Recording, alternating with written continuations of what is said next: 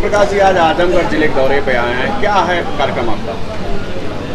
ये जिले के संगठन की समीक्षा हो रही है। जो काम पिछले महीने दिया गया है उस काम की समीक्षा हम लोग जिलेवार कर रहे हैं। कई महीने से हम जिले में समीक्षा के लिए नहीं गए थे।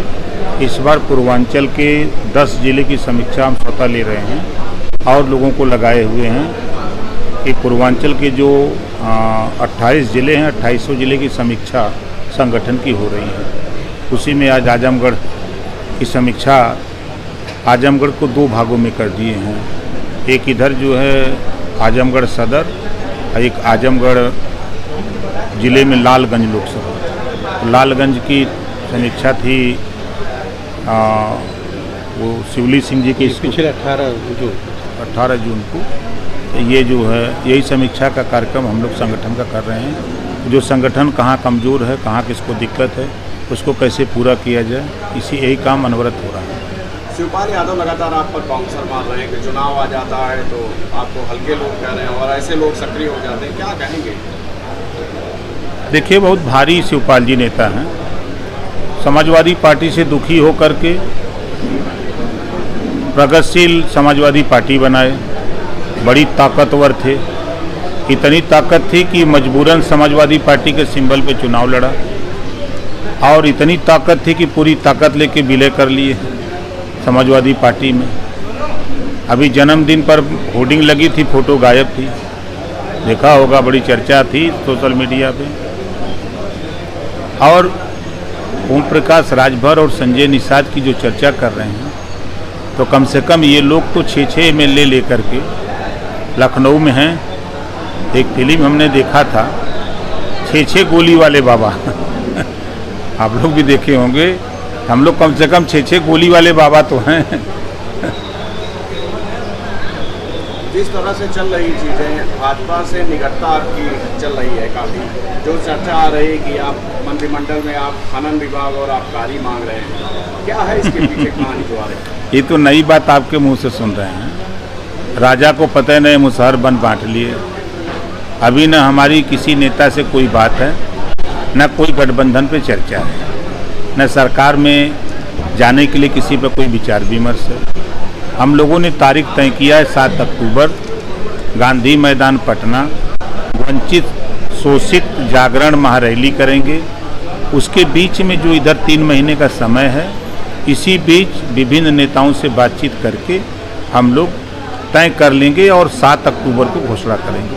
जिस तरह से विपक्ष एकजुट हो रहा है बीजेपी को रोकने के लिए, क्या मानते हैं कितना लड़ाई लड़ पाएगा विपक्ष? मायावती जी, अखिलेश जी, सोनिया जी, नीतीश जी, जयंत जी, ये सब लोग इकट्ठा हो जाएं तो उसमें राजभर को शामिल कर लें तो अतिशयोक्ति रिजल्ट उत्तर प्रदेश में होगा। क्या लगता है 2024 का परिदृश्य क्या दिख रहा है?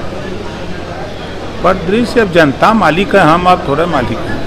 नहीं, आप भी प्रदेश के जिलों में लगातार दौरा कर रहे हैं, बैठक कर रहे हैं, जब तक विपक्ष लामबंद न हो, उत्तर प्रदेश के पूर्वांचल की 32 लोकसभा सीटों पर हम लोग काम करते हैं, लंबे समय से काम करते रहे। अब 80 लोकसभा सीट उत्तर प्रदेश, बिहार की 40 लोकसभा सीटों पर हम लोग बेहतर काम कर रहे हैं। अब स्थिति है कि गठबंधन होंगे, जैसे कि आजमगढ़ में हम लोग हैं, 2 लोकसभा है, मायावती जी, अखिलेश जी और राजभर इकट्ठा हो जाएं तो दोनों सीट जीत लेंगे। उसी तरह गाजीपुर की जीत लेंगे, उसी तरह बलिया जीत लेंगे, सलेमपुर जीत लेंगे, घोसी जीत लेंगे, अम्बेडकर नगर जीत लेंगे।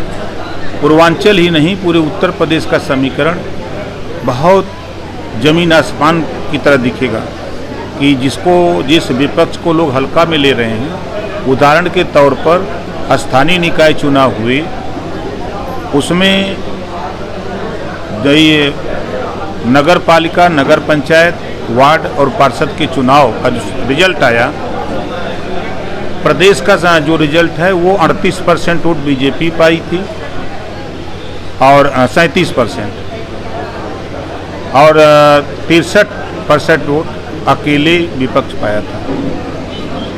अब इसी से विपक्ष का जोड़ लीजिए। 15 दल के लोग इकट्ठा हैं राष्ट्रीय स्तर पे, उनका वोट 40% है। विपक्ष जो 15 लोग इकट्ठा थे उनका 40 और बीजेपी का 38। ना उसमें जयंत का वोट शामिल है, ना बसपा का वोट शामिल है, ना राजभर का वोट शामिल है। अगर राष्ट्रीय स्तर पे इन तीनों का वोट जोड़ेंगे तो सीधे सीधे 20 से 25% होता है, बढ़ करके ये वोट 30 से 35% हो जाएगा। अगर 20 ही % उसमें जोड़ दीजिए तो 40, 20, 60 कहाँ लड़ाई रह गई। लेकिन बशर्ते विपक्ष एक होता है। प्रदेश सरकार, केंद्र सरकार पर जैसे विपक्ष जो आता है हमला करता है कि कानून व्यवस्था की स्थिति बदतर है, कितना नंबर आप देंगे? देखिए, नंबर का सवाल नहीं है। कुछ घटनाएं होती हैं जिसको विपक्ष का सवाल वाजिब होता है। जैसे अब देश में पहली घटना है किसी दलित के ऊपर पेशाब करना। हमको समझ में, जो हमारी जानकारी में है, ये पहली घटना है। सरकार किसकी है? उंगली उठेगा कि नहीं? नहीं, जैसे बुलडोजर अदालत नहीं, बुलडोजर तो अब वो चले, हम कि आपका मूड़ी काट ले और कोई काट ले, अब बुलडोजर चलने से आपकी मूड़ी जुड़ जाएगी कहाँ? वो अपमान, वो आपके जीवन वापस होगा। जिस अदालत में हत्या हो रही हो, जज भाग रहा हो, जो देश का सबसे बड़ा स्तंभ हो, वो भाग रहा हो अपना जान बचाने के लिए, जुडिशियल पुलिस कस्टडी में हत्या हो रही है, तो विपक्ष का सवाल जायज बनता है कि ऐसा नहीं होना चाहिए, अंकुश इस पे लगना चाहिए। प्रदेश भीषण बिजली संकट से जूझ रहा है, क्या कहेंगे?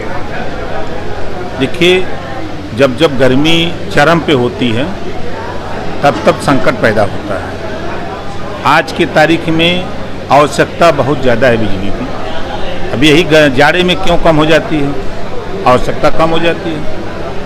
उस समय लोग नहीं चिल्लाते हैं, अभी 2 महीने बाद कोई नहीं चिल्लाएगा। इस समय आवश्यकता ज़्यादा है, आमद कम है, जिसकी वजह से हलचल है। विपक्ष लगातार सवाल उठा रहा है सरकार पर, आप काफी मुलायम दिख रहे हैं। अच्छा, हम सही बात बोल रहे हैं ना, हम झूठ क्या बोल रहे हैं? विपक्ष का रोल क्या होता है? सरकार कोई काम करे, उसमें जो त्रुटि हो, गलती हो, कमी हो, उसको सरकार बतावे कि ये कमी है, इसको सुधार लो। यही ना विपक्ष का काम है। तो क्या बुरा हम बोल रहे हैं?